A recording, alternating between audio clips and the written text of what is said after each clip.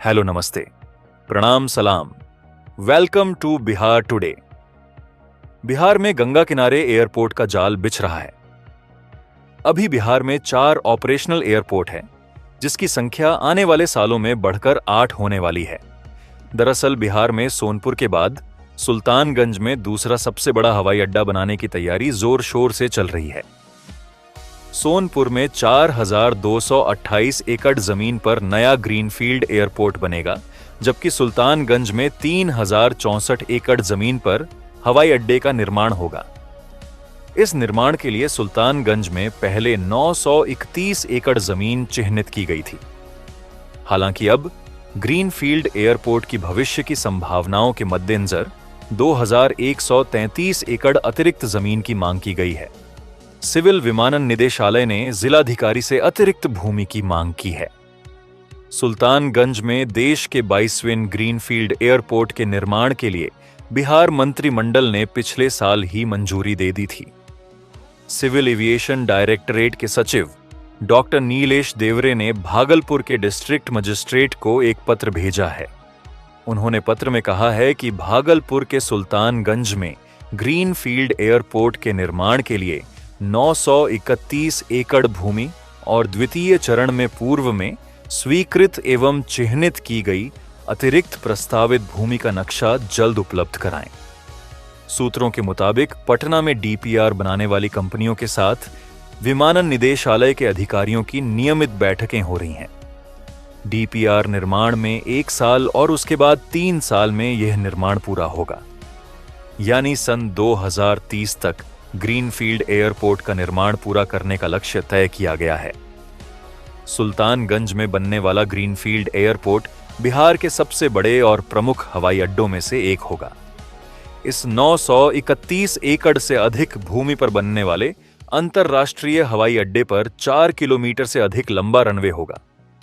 सुल्तानगंज में एयरपोर्ट का निर्माण क्षेत्र में पर्यटन और औद्योगिक विकास के लिए महत्वपूर्ण माना जा रहा है। यहां पर कार्गो विमान के परिचालन की संभावना भी देखी जा रही है।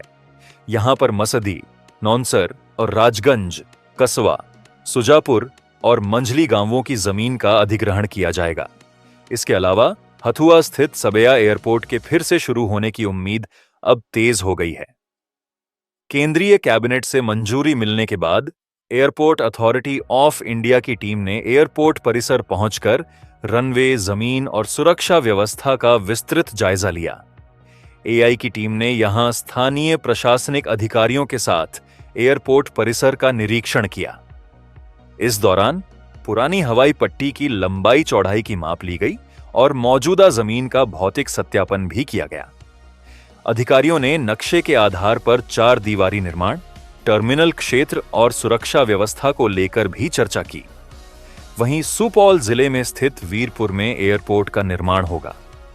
बिहार सरकार ने वीरपुर एयरपोर्ट के लिए 36.38 करोड़ रुपए का टेंडर भी जारी कर दिया है। वीरपुर एयरपोर्ट को आधुनिक सुविधाओं से लैस किया जाएगा। साथ ही सरकार की तरफ से सख्त निर्देश है कि इसका निर्माण कार्य 15 महीने की समय सीमा के भीतर करना होगा। जानकारी के अनुसार वीरपुर स्थित एयरपोर्ट के विकास के तहत pre fabricated steel structure terminal भवन का निर्माण होगा। साथ ही pre engineered air traffic control tower भी यहीं बनाया जाएगा। आज के लिए बस इतना ही। अगर आपको यह वीडियो पसंद आया तो इसे लाइक करें, शेयर करें, कमेंट करें और अपने चैनल को सब्सक्राइब करना ना भूलें। मिलेंगे नई जानकारी के साथ, तब तक आप देखते रहिए बिहार टुडे।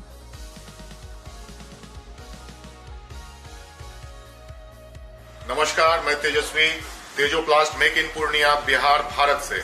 अभी जो मैं आपको यहाँ दिखाने जा रहा हूँ, मैं काफी समय से लघु उद्योग से संबंधित मशीनें बनाता आ रहा हूँ पूर्णिया में, और जिसमें ये हमारा स्टार प्रोडक्ट है जिसे पेपर प्लेट मशीन बोलते हैं। पेपर प्लेट मशीन का मतलब हो गया जिसमें आप लोग गुपचुप खाते हैं, चाउमीन खाते हैं, खाना खाते हैं, और जो इको फ्रेंडली है मार्केट में। तो ये हमारा पेपर प्लेट मशीन हो गया। इसी में काफी वर्जन है, जैसे ये ऑटोमेटिक हो गया, ये सेमी ऑटोमेटिक हो गया, हाइड्रोलिक में है, ये कह लीजिए मखाना हॉलर मशीन कह लीजिए। ये कंप्लीट सेटअप अभी हमारा पूरे भारत में काफी स्टेट में जा रहा है और काफी स्टेट के बड़े प्लेयर पूर्णिया में भी आके अभी आपको मखाना का कारोबार कर रहे हैं। जब से हमारे प्रधान सेवक ने इसके बारे में बताया है मखाना को हेल्दी फूड।